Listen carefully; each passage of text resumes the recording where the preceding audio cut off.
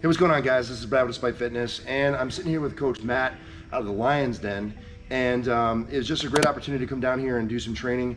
And I wanted to touch with him on a point that I get a lot, right? So a lot of questions that come my way have to do with the fact that I'm in the military and being the size that I am and being able to maintain and run, right? So a lot of people are like, well, it's really great that you do whatever lifts. What's your run time? Yeah. And so I've talked a little bit before about how I kind of maintain my run. But Matt also does a lot of lifting and a lot of running. So your 1 mile time would be about what right now? Probably sitting around 6 minutes right now. In my distance running past life best I've ever run was a 4:48. Okay, so pretty awesome, I think by really any standard, right? But then you also lift. Mm-hmm. So if we were just to touch base real fast, like approximately what would be like bench, squat, deadlift? Bench, squat, deadlift right now, best max on deadlift is 535, squats at 485, and bench is at 295. And your body weight is what? 187 right now. Okay, so like I asked that because it doesn't necessarily matter what the numbers are per se, but I think that really most any soldiers that I talk to would love to have the numbers that you have. Like a lot of the guys and gals that I talk to, they want to be stronger, but there's that balance of the strength versus getting too heavy and whatever. So I just wanted to take a quick moment and talk with Matt with his experience on trying to stay strong, but also maintaining that run and kind of some things that you do to do that. 100%. So background on me is I am a lightweight strongman competitor. So I'm usually almost always prepping for a competition, but I also love to run, so it's not something that I kind of take off my schedule even though I'm prepping for a competition. I think first and foremost, a lot of people can get this backwards idea that if you add running to a lifting routine that somehow you're going to lose muscle or that it's going to get in the way of your strength progress, and it's certainly possible, if you're taking the running to a certain extent, but running in and of itself is not going to ruin a strength program. So I kind of always talk about it that it's just a balancing act between the two. So the first thing I'll say is you need to prioritize one or the other. Do you want to be primarily a lifter or do you want to be primarily a runner? And that's determining your programming first and foremost. So if you're wanting to be primarily a lifter, which is usually the case I'll see most often, then your lifting is going to come first in the day and running sessions will come after that. And then running sessions are also not going to be as frequent as I program for a normal runner. So, long distance runners, they could be running 6 days a week.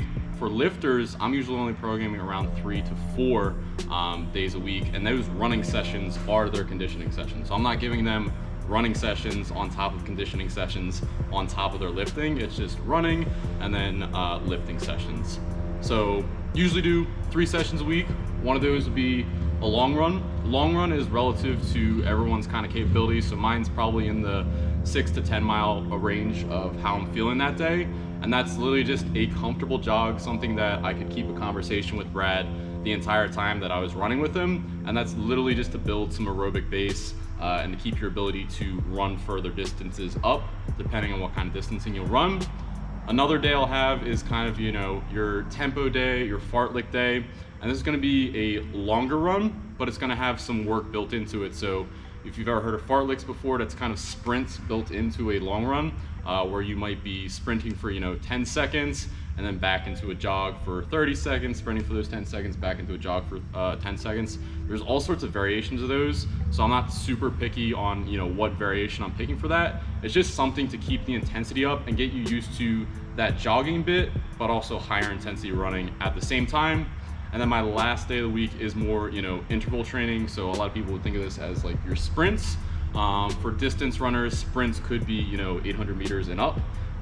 For shorter distance runners, sprints could literally be, 100 meters, 40-yard dash, could be 200s, 400s.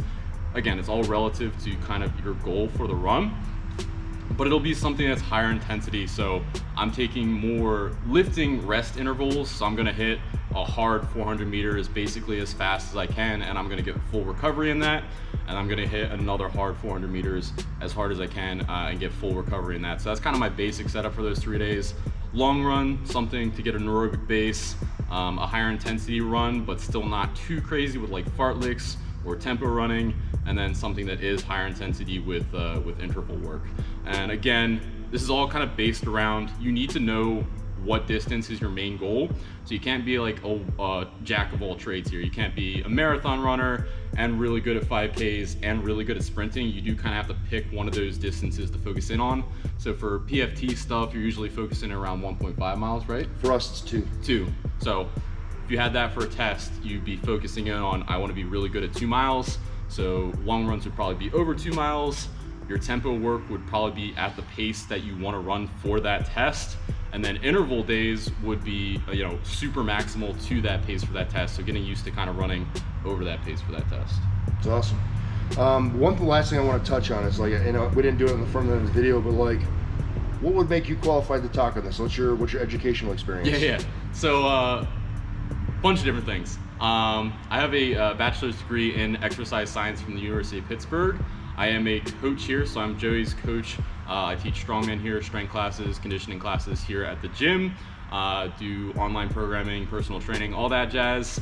And then my past life before lifting was actually endurance running. So I was a cross-country runner, which is 5Ks for those of you that don't know. Never really dabbled into marathons. I was never too appeased with like longer distance running. That may actually be something I do down the line once races start opening again, once the apocalypse comes to an end here. That is something I'm looking at, but mainly 5Ks were my jazz.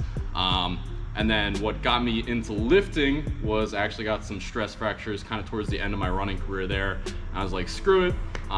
Just went into the gym with some low impact activity and ended up in strongman. Weight training, building low intensity. Bit of a jump, but it worked out. That's good.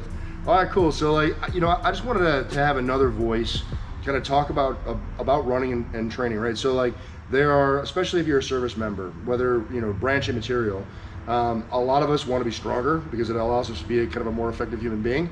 But also we have those requirements for the runs and whatever those are. So branch does matter a bit in terms of the distance that you're dealing with. But I think overall approach is really, really important, understanding what your goal is and then kind of prioritization. And I've talked about those things before, but I'm super grateful for the opportunity to kind of sit with you and have just that different voice saying different things, or maybe the same thing in a different way. But hopefully something there resonates for you, that you can kind of build your training to be most appropriate for what your goals are.